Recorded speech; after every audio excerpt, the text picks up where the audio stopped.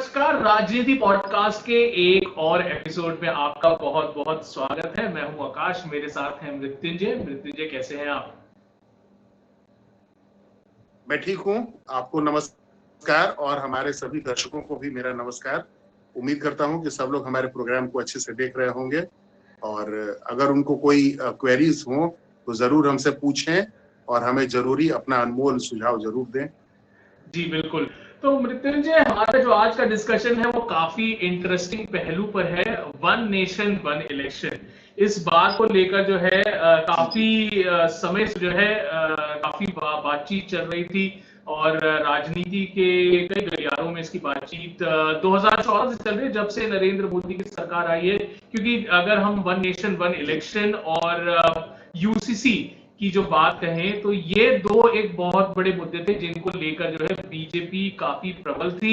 UCC का जो मामला है वो इस समय जो है पार्लियामेंट की स्टैंडिंग कमेटी के पास जा चुका है रिव्यू के लिए।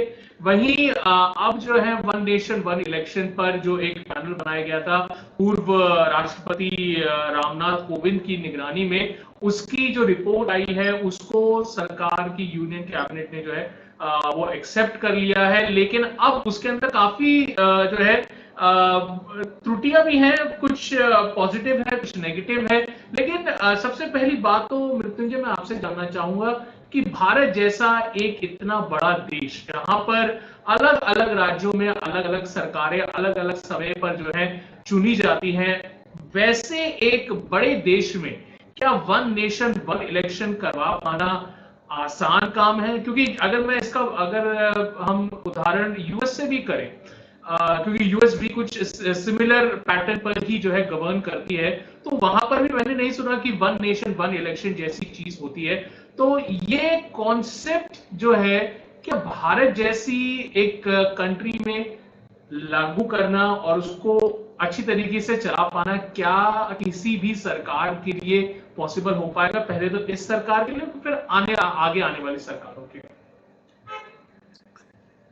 आकाश भाई, सबसे बड़ी बात यह है कि भारत के जो इलेक्शन प्रोसेस है भारत का, जिसको हम लोग इलेक्शनरिंग के आमतौर पे नाम से संबोधित करते हैं, तो इंडिया के इलेक्टोरल सिस्टम में बहुत तरह की खामियां अभी भी बरकरार हैं।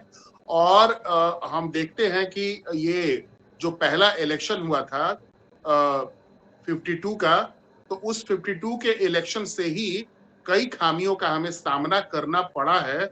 लेकिन ये भारतीय लोकतंत्र की बहुत बड़ी कामयाबी, बहुत बड़ी सफलता रही है कि तमाम खामियों के बावजूद बीच के कुछ पीरियड को छोड़ दें तो सुचारू रूप से भारत में लोकतंत्र सही तरीके से चला और भारत में वैचारिक, राजनीतिक हर तरह की विविधता रही है पॉलिटिकल पार्टीज के बीच।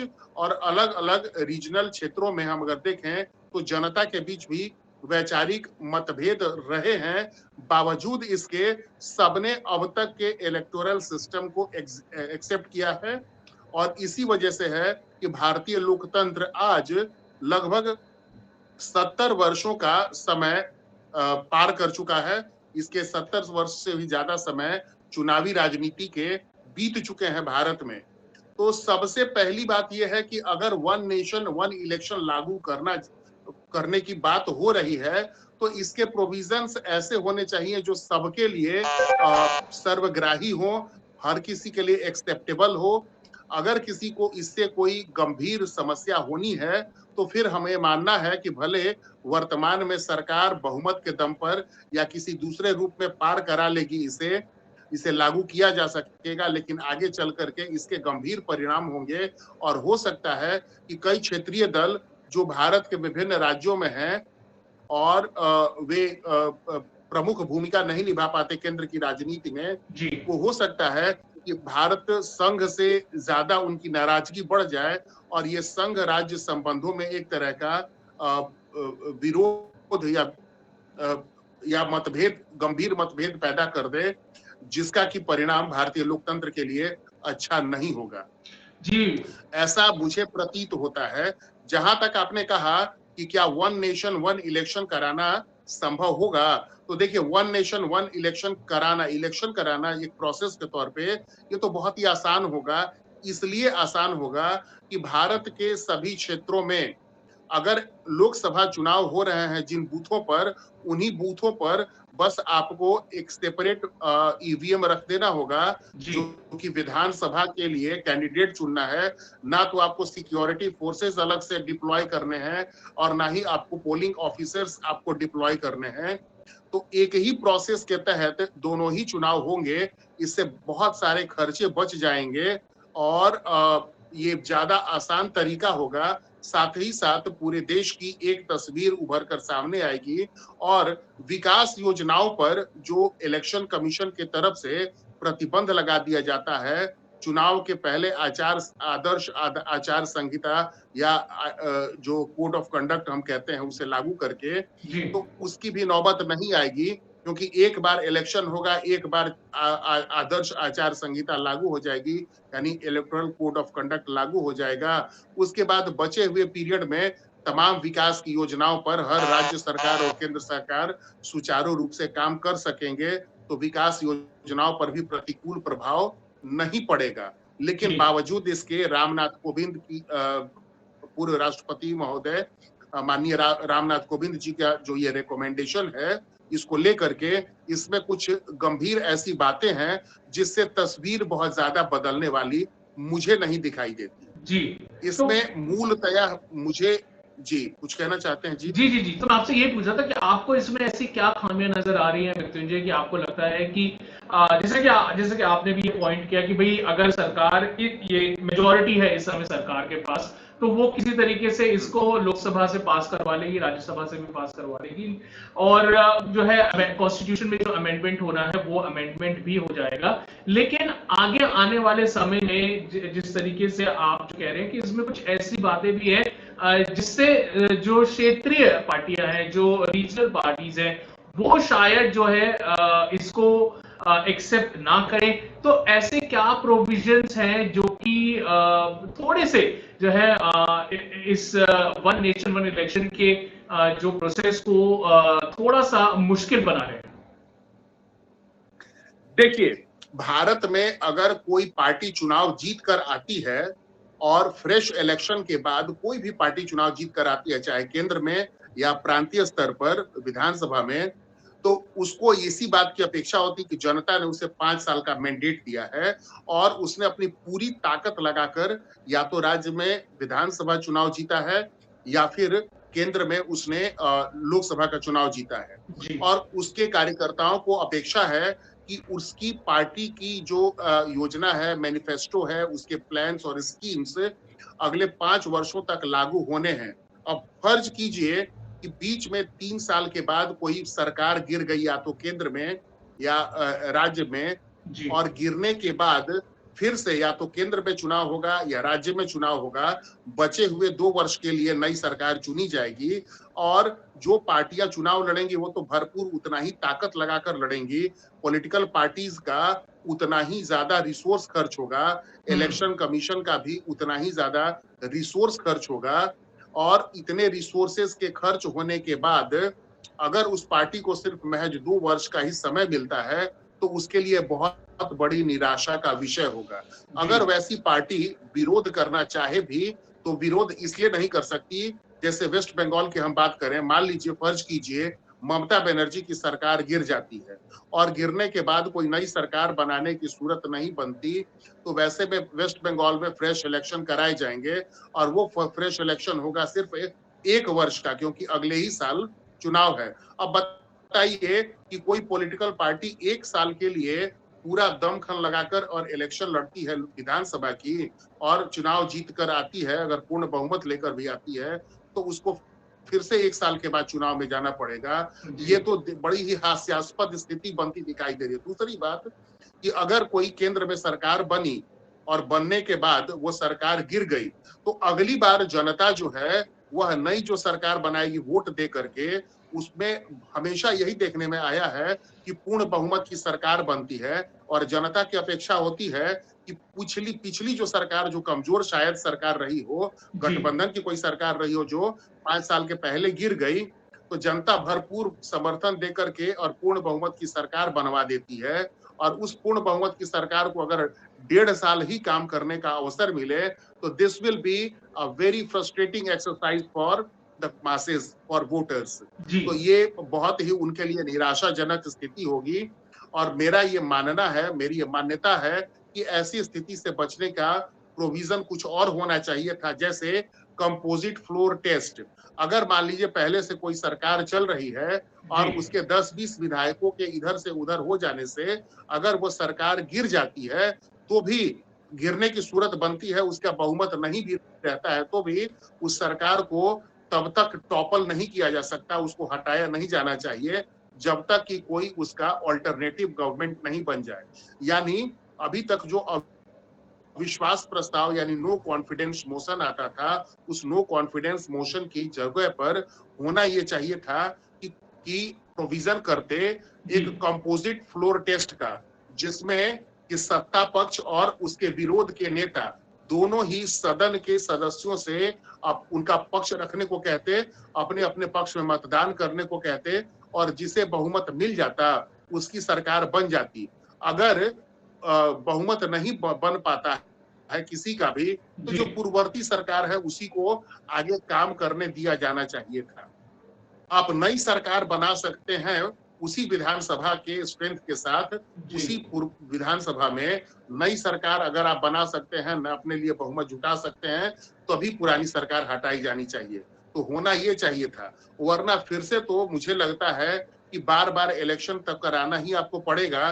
बस होगा यही कि पहले नई सरकार बनती थी वो 5 साल के लिए, अब नई सरकार बनेगी तो जितने बचे हुए पीरियड के लिए, और इससे जनता को भी निराशा का सामना करना पड़ेगा। जो पार्टी चुनाव जीत कर आएगी पूरे दम खम लगा करके, उसको भी बहुत ही निराशा का सामना करना पड़ेगा।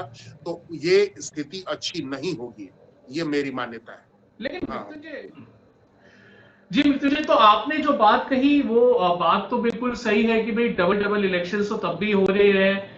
पूरी अगर वन नेशन वन इलेक्शन भी अगर करवाए जाते हैं तो वहां पर भी जो खर्चा होना है या फिर जो जो तंत्र लगेगा वो दोबारा से ही लगेगा। तो क्या इसका एक सोल्यूशन ये नहीं हो सकता कि क्या जहां पर इलेक्शंस दोबारा करवाने की बात हो रही हो या फिर जिस तरीके से कहीं सरकार गिर जाती है, तो क्या मैं सिर्फ सेंटर को छोड़कर अगर इस असेंबली इलेक्शन की बात करूं, असेंबलीज की बात करूं, तो वहां पर प्रेसिडेंट रूल नहीं लगाया जा सकता रिमेनिंग पीरियड के लिए, और फिर जब 5 साल के बाद जब सरकार वहां पर जब दोबारा बने तो क्या वहां पर फिर से इलेक्शन करवाएं उसी तरीके से? तो क्या प्रेसिडेंट रूल एक ऑप्शन नहीं है? नहीं, देखिए प्रेसिडेंट रूल जो है वो एक संवैधानिक प्रावधान है और वो प्रेसिडेंट रूल जो है वो इमरजेंसी के लिए है जी। तो लोकतंत्र का ये मतलब ही है कि जल्दी से जल्दी लोकतांत्रिक प्रक्रिया शुरू हो। हर एक राज्य में जहां कहीं पर भी इमरजेंसी सिचुएशन पैदा अगर हो जाए और किन्हीं वजहों से, चाहे आंतरिक कलह की वजह से या राजनीतिक अस्थिरता की वजह से या बाह्य आक्रमण की वजह से, एक्सटर्नल एग्रेशन की वजह से अगर राज्य में सरकार नहीं बन पा रही तो ये देश के संविधान के जो चलाते हैं जो लोग या देश के जो सिस्टम को चलाने वाले लोग हैं, उनका ये दायित्व बनता है कि वो किसी तरह से उस स्थानीय स्तर पर उस राज्य में लोकतांत्रिक प्रक्रिया को शुरू करें। और लोकतांत्रिक प्रक्रिया की सबसे जो असली मांग होती है वो ये कि विधानसभा चुनाव के बाद लोकतांत्रिक रूप से चुनी हुई सरकार वहां स्थापित हो। देखिए, जब कश्मीर में और पंजाब में डिस्टर्बेंसेस रहे, नॉर्थ ईस्ट के किसी राज्य में डिस्टर्बेंसेस रहे, तो केंद्र की सबसे पहली कोशिश यही थी कि किसी तरीके से वहां पे विधानसभा चुनाव करा के और राष्ट्रपति शासन जो कई दशकों से चल रहा था, 1-1.5 दशकों से, उसे खत्म किया जा सके। जैसे मैं पंजाब का उदाहरण बताऊं कि 80 के दशक में जब पंजाब में आतंकवाद शुरू हुआ था और काफी लंबा दौर चला राष्ट्रपति शासन का, तो नरसिम्हा राव जब प्राइम मिनिस्टर बने तो उन्होंने ये फैसला लिया, सख्त फैसला लिया कि हम राष्ट्रपति शासन खत्म करके और चुनाव कराएंगे। चुनाव कराया गया और उसमें बहुत कम वोटिंग हुई थी, लगभग 30% के करीब वहां पर ही सिर्फ वोटिंग हुई थी। बावजूद इसके डेमोक्रेटिकली इलेक्टेड गवर्नमेंट वहां पर बनी और जो सरकार बनी उसके कुछ ही दिन के बाद मुख्यमंत्री को बम ब्लास्ट में मार दिया गया। तो नरसिम्हा राव को सलाह दिया गया कि देखिए वहां पे आप अब मुख्यमंत्री किसी को मत बनाइए, राष्ट्रपति शासन लगाइए, हालात के नॉर्मल होने पर आप फिर से उसको नए मुख्यमंत्री बना सकते हैं। जी लेकिन नरसिम्हा राव ने कहा कि नहीं, उन्होंने तुरंत एच.एस. बराड़ को चीफ मिनिस्टर बनाया और उसके बाद एच.एस. बराड़ चीफ मिनिस्टर बने और लोकतांत्रिक प्रक्रिया चलती रही तब से लेकर के और आज तक पंजाब में रेगुलर इलेक्शन होते रहे। 96 में नरसिम्हा राव का ही प्रयासों का देन था कि 96 में कश्मीर में विधानसभा चुनाव हुए और तब से लेकर के वहां पे मोर और लेस रेगुलर गवर्नमेंट चलती रही है। अब यही पिछले 5 सालों से सरकार नहीं। तो देखिए, संवैधानिक तौर पे लोकतांत्रिक जो देश होते हैं वहां पर आप राष्ट्रपति शासन नहीं लगा सकते लंबे पीरियड के लिए। अगर राष्ट्रपति शासन लगाना है तो तभी तक लगाइए जब तक कि हालात सामान्य नहीं है, इमरजेंसी सिचुएशन वहां प्रिवेल कर रहा है। जी जैसे ही इमरजेंसी सिचुएशन खत्म हो, आपको तुरंत चुनाव कराने पड़ते हैं। तो चुनाव तो आपको हर हाल में करा करके ही सरकार बनवानी है, लेकिन ये प्रोविजन सही नहीं है कि अगर कोई पार्टी पूरे जोर के साथ, पूरे दमखम के साथ चुनाव लड़ करके और राज्य में चुनाव जीत कर आती है, बहुमत भी प्राप्त कर लेती है, जनता भी एक उम्मीद के साथ उसको सरकार में बिठा देती है और आपका प्रावधान ये कहता है कि अरे ये तो नई सरकार जो है वो 1.5 साल ही काम करेगी। जी अगर ऐसा 1.5 साल, अगर 3.5 साल का पीरियड बीत चुका हो तो वो 1.5 साल ही काम करेगी, 2 साल ही काम करेगी। This will be highly frustrating for both voters and the newly elected government.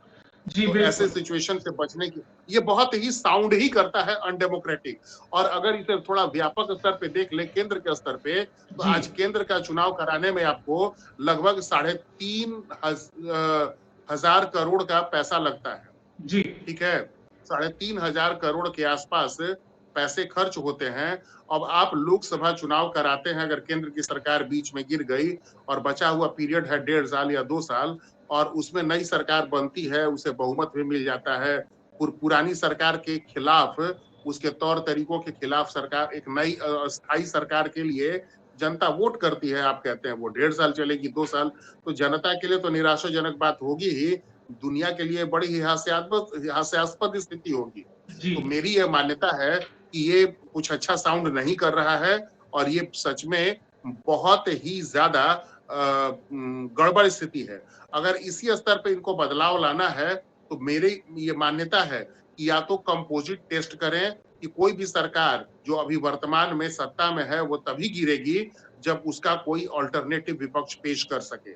अगर जी विपक्ष ऑल्टरनेटिव गवर्नमेंट नहीं दे सकता है तो फिर उसके बाद वहां पर जो सरकार चल रही है उसी सरकार को पूरा का पूरा पीरियड पूरी ताकत के साथ पूरा करने का मौका मिलना चाहिए।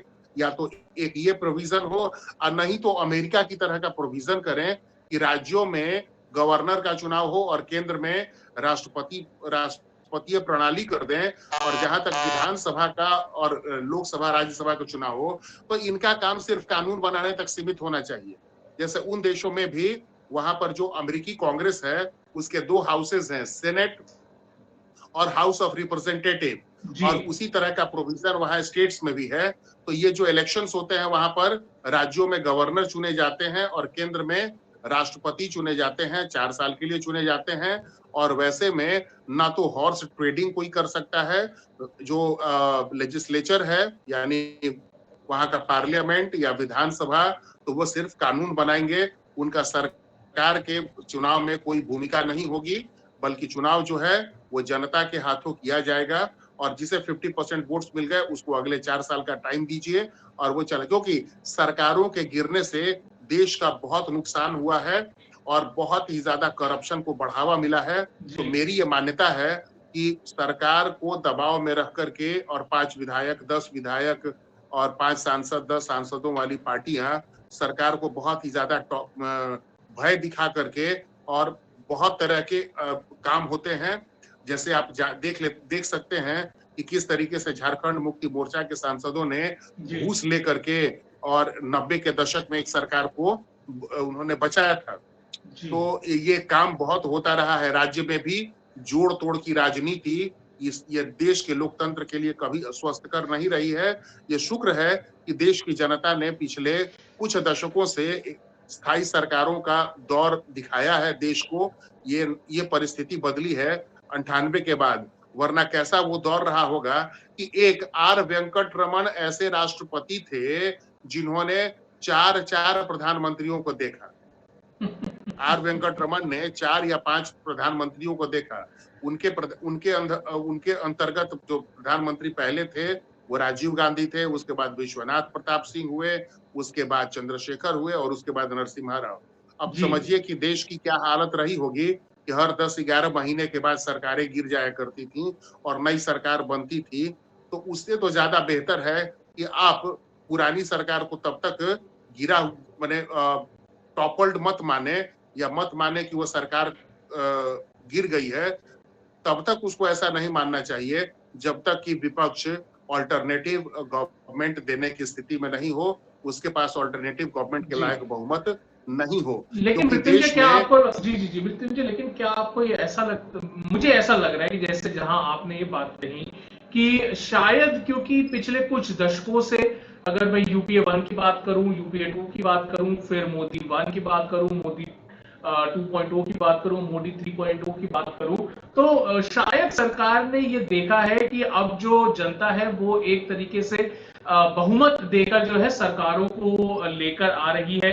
और अब वो जो बीच में पंगु सरकारें होती थी, कोएलिशन की सरकारें होती थी, वो अब इतनी ज्यादा देखने में नहीं आ रही है। किसी ना किसी एक पार्टी को मेजोरिटी मिल ही जाती है कि वो सरकार बना ले। तो क्या इसी के मद्देनजर बीजेपी ने जो है ये रूल लाने की कोशिश करी है कि भाई अब जो है शायद वो जो एक जमाना था कि भाई कोएलिशन की सरकारें थी, जैसे कि आपने बोला कि भाई 10 महीने 15 महीने से ज्यादा सरकार नहीं टिकती है, नया प्रधानमंत्री आ रहा है, नए चीफ मिनिस्टर आ रहे हैं, तो शायद इसी के चलते जो है उनको लग रहा है कि अब जो देश का जो आम नागरिक है वो भी जो है इन सब चीजों से परेशान है और वो एक स्ट्रॉन्ग गवर्नेंस चाहता है सेंटर में और स्टेट में, इसलिए वो भी जो है एक डिसाइसिव जो है रिजल्ट्स देते हैं, मेजोरिटी देते हैं। तो शायद इसीलिए कंफर्टेबल होने के लिए शायद ये वन नेशन वन इलेक्शन की बात जो है चल रही है। देखिए, आपने जो बात कही इसमें से सिर्फ पिछले अगर हम 98 के से ऑनवर्ड्स देखें तो इसमें से मात्र 10 साल का ही ऐसा पीरियड रहा। 98 से अगर अभी तक का हम पीरियड देख लें तो आपको 20 और 6 26 साल का समय बीत चुका है और इन 26 वर्षों में सिर्फ 10 वर्ष ऐसी रही है जिसमें कि स्थायी सरकार हमने देखा, यानी एक पार्टी को बहुमत रहा है। बाकी 98 से लेकर जो 2004 तक अटल जी की सरकार चली थी, उस सरकार में भी हमने देखा कि वो 6 साल जो सरकार चली, उसमें अटल जी की सरकार 98 से लेकर के 99 में यानी 13 महीने में ही गिर गई थी। जी। और फिर उसके बाद नया चुनाव हुआ और नए चुनाव के बाद फिर वो 5 वर्षों तक उन्होंने लगभग अपना काम किया। उसके बाद फ्रेश इलेक्शन हुए और उसके बाद मनमोहन सिंह को भी दोनों बार अल्पमत की ही सरकार चलानी पड़ी थी। और आज की वर्तमान जो मोदी की सरकार है, मोदी 3.0 या 3.20, तो ये सरकार भी अल्पमत की ही सरकार है, जिसमें भी सरकार को पूर्ण बहुमत प्राप्त नहीं है। ऐसी सूरत में अगर मान लीजिए कि कोई पार्टी, मान लीजिए चंद्रबाबू नायडू की पार्टी टूट जाती है जी। और चंद्रबाबू नायडू की पार्टी, देखिए चंद्रबाबू नायडू के कुछ विधायक सांसद टूट जाएं, कुछ नीतीश कुमार के सांसद टूट जाएं और कुछ एक और छोटी मोटी पार्टियां इस सरकार से अलग होने का फैसला करें, लेकिन वो दूसरी तरफ जाकर के सरकार बनाने की स्थिति में ना हो। वैसी सूरत में ये प्रोविजन होना चाहिए कि नरेंद्र मोदी की सरकार पूरे ताकत से काम करती रहेगी। हाँ, नरेंद्र मोदी की सरकार को तभी टॉपल्ड मानना चाहिए कि सरकार अब गिर गई है, जब कोई विपक्षी नेता अपने पक्ष में लोकसभा में बहुमत जुटा पाता है। जी। जब वैसी स्थिति होगी तभी जाकर के इनकी सरकार को मानेंगे कि वो सरकार अब अपने अस्तित्व को खो चुकी है। लेकिन अगर आप बार-बार ऐसा करेंगे कि 5 सांसद इधर से तोड़ लें, 5 सांसद उस पार्टी से तोड़ लें और एक सरकार को गिरा दें, तो फिर वैसे तो देश को बड़ी बुरी स्थिति का सामना करना पड़ेगा। और रामनाथ कोविंद जी का जो प्रोविजन है, इस प्रोविजन के तहत अगर मान लीजिए 1.5 साल के लिए लोकसभा चुनाव कराया जाए, तो वह कैसी बुरी स्थिति होगी, कैसी हास्यास्पद स्थिति होगी उन पॉलिटिकल पार्टीज के लिए भी और जनता के लिए भी, जो नई सरकार को थोड़ी ज्यादा उम्मीद के साथ चुनती है, थोड़ी ज्यादा समझदारी के साथ चुनती है। मैं बताता हूं आपको एक उदाहरण के तौर पे जी जी कि नरसिम्हा राव सरकार के खिलाफ बहुत ही ज्यादा आक्रोश की स्थिति थी और उसी का नतीजा था कि जनता ने राष्ट्रीय पार्टियों के बजाय बहुत ज्यादा संख्या में क्षेत्रीय दलों को वोट दिया था और उन्हीं क्षेत्रीय दलों ने मिलकर 96 में देवगौड़ा के नेतृत्व में सरकार बना ली। जी देवगौड़ा की सरकार मात्र 11 महीने चली, फिर वो सरकार गिर गई। फिर उसके बाद गुजराल साहब प्राइम मिनिस्टर बने, फिर सरकार गिरी और फिर नई सरकार जो बनी, उस सरकार में थोड़ा ज्यादा बेहतर स्थायित्व देखा गया। यानी जो सबसे बड़ी पार्टी थी बीजेपी, उसको पिछली 96 में 162 सीटें मिली थी और 98 में बीजेपी को 183 के करीब सीटें मिली।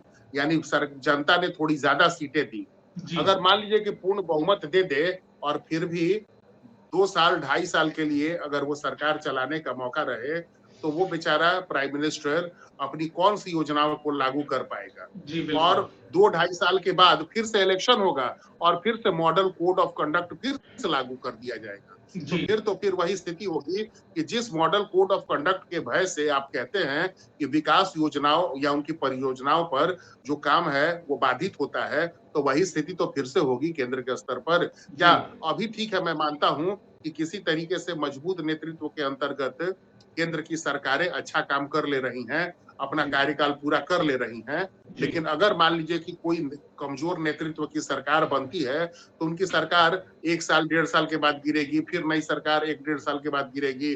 फिर अगर इलेक्शन का नौबत आया, आप कहेंगे कि हम तो 1.5 साल के लिए चुनाव कराएंगे। जी अब वो चुनाव कराएंगे जिसमें कि 6 महीने तो मॉडल कोड ऑफ कंडक्ट लागू रहेगा और उस मॉडल कोड ऑफ कंडक्ट की स्थिति में विकास योजनाएं रुकी रहेंगी, तो इससे देश का कौन सा भला हो जाएगा। जी तो बिल्कुल फिर आपसे से बात जी उधर पुनर्मुशिको भवः वाली स्थिति बनेगी।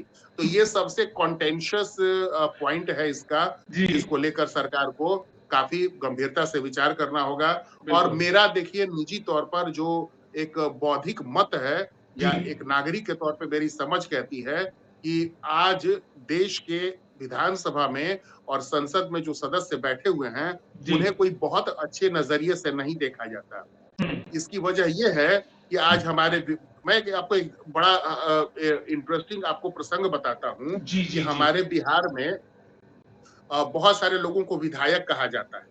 हम्म उनमें से कुछ लोग ऐसे होते हैं जो स्थानीय नेता होते हैं या दबंग व्यक्ति होते हैं। ऐसा दबंग व्यक्ति जो विधानसभा में का सदस्य बनने की महत्वाकांक्षा रखता है और हम्म अगर उसने चुनाव लड़ा या नहीं लड़ा तो भी उसे विधायक जी कहा जाता है। अगर हम्म आप विधायक जी कहलाते हैं अपने इलाके में, इसका मतलब कि अपने गली में, मोहल्ले में या थोड़े बड़े स्तर पर अपने बाजार में, कस्बे में आप एक दबंग आदमी हैं, एक ताकतवर व्यक्ति हैं। जब जी माने इसका मतलब कि आप एंटी सोशल एलिमेंट वाली उनकी छवि है, जी जिससे लोग उनका सम्मान कम करते हैं, डरते ज्यादा हैं। ओके विधायक जी का मतलब जिनका सम्मान कम करते हैं, लोग उनसे डरते ज्यादा हैं। हम्म इसकी सिर्फ एक वजह यही है कि जो विधायक है, जिसका मूल मतलब ही होता है विधायन करना, यानी दोज हु लेजिस्लेट, जो लोग हम्म लेजिस्लेट करते हैं, यानी कानून बनाते हैं, वो विधायक हैं। जो लोग संसद में कानून बनाते हैं, वो सांसद हैं। लेकिन बिहार में हमारे यहाँ या पूर्वांचल के इलाके में विधायक जी और सांसद जी ऐसे लोग भी कहला जाते हैं जो अपने इलाके के दबंग हैं। तो जी ये जो छवि बनी है वो सिर्फ सत्ता की राजनीति की वजह से है। तो बेहतर ये हो कि सांसद और विधायक चुने जाएं सिर्फ और सिर्फ विधायन करने के लिए, यानी लेजिस्लेट करने के लिए कानून बनाए, वो देश का कानून बनाए वहां रह करके। और सरकार का चुनाव डायरेक्ट होना चाहिए वोटिंग के जरिए, यानी राष्ट्रपति का चुनाव अलग से साइमल्टेनियस कराइए, लेकिन राष्ट्रपति का चुनाव अलग से होना चाहिए और विधानसभा और लोकसभा का चुनाव अलग से होना चाहिए, ताकि सरकार के चयन में विधायकों और सांसदों की कोई भूमिका न रहे। और वैसी स्थिति में जो हॉर्स ट्रेडिंग होती है, यानी जी सांसदों और विधायकों की खरीद फरोख्त सत्ता सरकार बनाने के लिए, जी तो उस पर रोक लगे। और जो वेस्टमिंस्टर सिस्टम हमने अपनाया है हम्म अंग्रेजों का, जी वो वेस्टमिंस्टर सिस्टम हम अंग्रेजों का छोड़े, उसको हम लोग त्यागें और त्याग करके एक ऐसा सिस्टम हम लोग इवॉल्व करें जिसमें कि लेजिस्लेचर जो है वो पूरी तरह से सेपरेटेड होकर के अपना काम करे और सिर्फ कानून बनाने तक ही वो महदूद रहे, उसकी सीमा वहीं तक बनी रहे और देश के लिए जो भी सरकार बने वो एक राष्ट्रपति या गवर्नर राज्यों में शासन चलाएं, भले उनका पीरियड 3.5 साल का ही क्यों ना हो, 4 साल का ही क्यों ना हो।